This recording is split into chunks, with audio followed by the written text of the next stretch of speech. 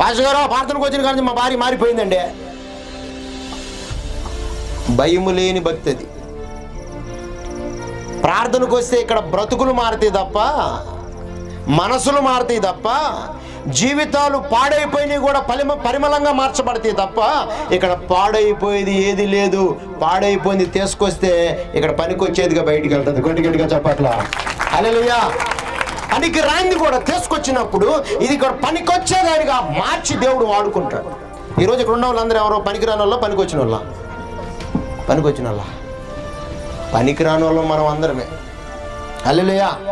ఎవరు మనం ఎవరమే? పనికిరాని వాళ్ళమే.